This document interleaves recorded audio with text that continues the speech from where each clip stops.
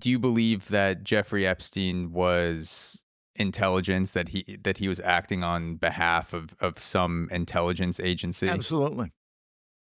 At what point do you think he became compromised and then started to act like the asset that they wanted him to be? It's like with King and Spence. We can make some extrapolations, but it's impossible to know. I do not know when Epstein got turned, but at some point in the 80s, he got turned. Yeah. He was working at Dalton in 74 and 76, and then he went to Bear Stearns, and then he was with some other Wall Street companies. But in 1988, he emerges with Les Wexner's Billions, so he can do whatever he wants at that point. And then people like Leon Blacker give him $150 million. Yeah.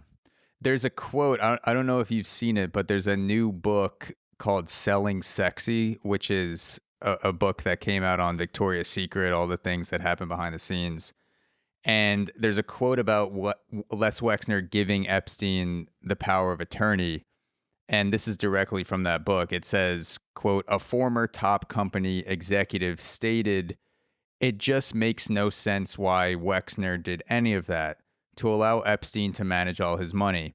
It was so baffling. Everyone thought Les was such a retail genius, and then he did this. It was so bizarre.'"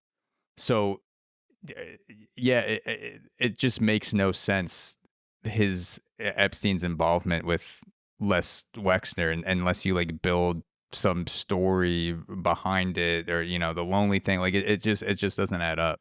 Les Wexner had big time ties to the mafia. Really? Yeah. And I wrote an article for Sheer Post where I get into his ties to the mafia. And there was a guy named Frank Walsh who did most of the carting for L Brands. And he was a Genovese guy.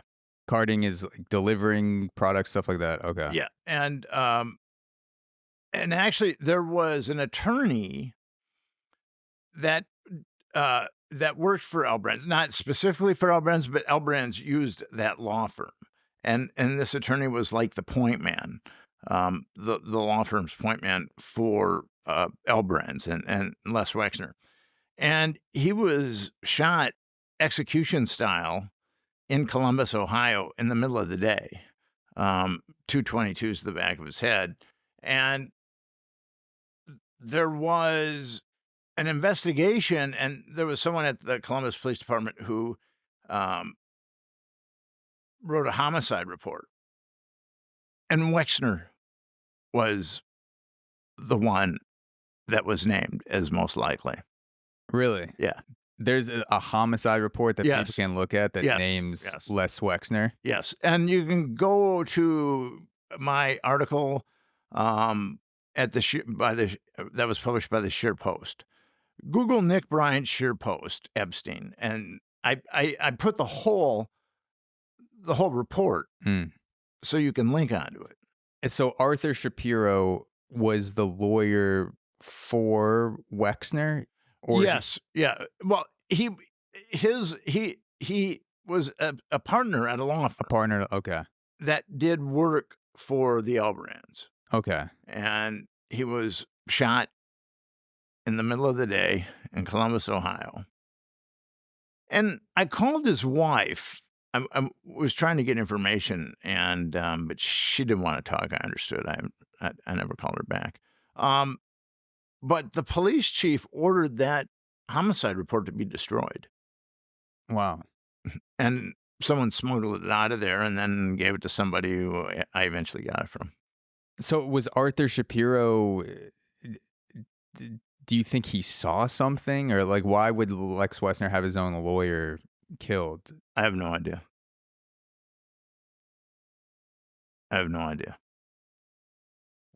Wild shit.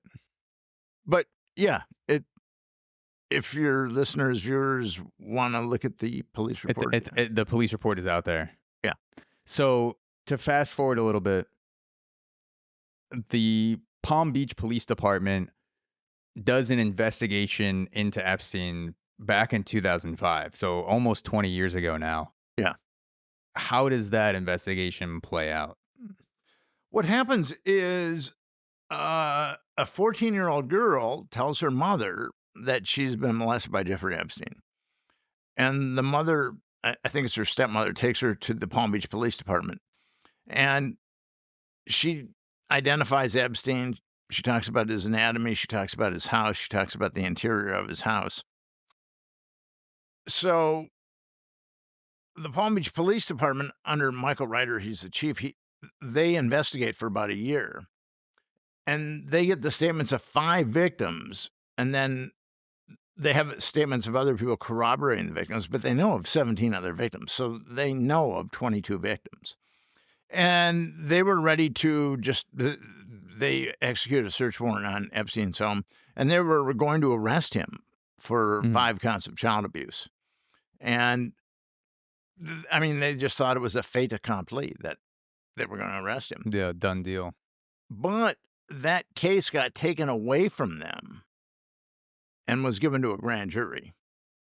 Okay. And that grand jury concluded that Jeffrey Epstein hadn't molested a single child. Now, and one of the girls that was called, she'd been molested by Jeffrey Epstein when she was 14, and she was testifying when she was 16. And then there was another one that had been molested by Epstein since she was 16, and she was 18, but the last time I believe she had sex with Epstein was when she was 17. And the prosecutors calling these girls prostitutes. The prosecutors, the special prosecutors are calling them to the stand and then basically calling them whores for getting molested by Epstein. You can go to my website and I deconstruct that. The grand jury testimony came out some months ago, and I did a podcast on the grand jury, just kind of deconstructing it. But this poor girl, I mean, she's 16 years old at the time, but she was molested by Epstein when she was 14. And a grand juror says, you know, what you did is wrong, right? You know, I mean, it's insane. Yeah. And that is how much power special prosecutors have over grand jurors. Again, who is overseeing that grand jury? This was back in 2005, 2006? 2006, yeah. Who was overseeing that?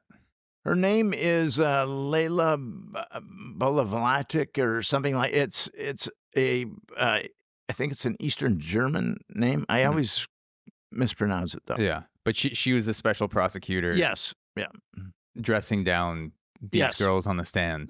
No, she only called 2 girls. 2 girls. Yeah, and then she called people in law enforcement that talked about the problems that the girls were having.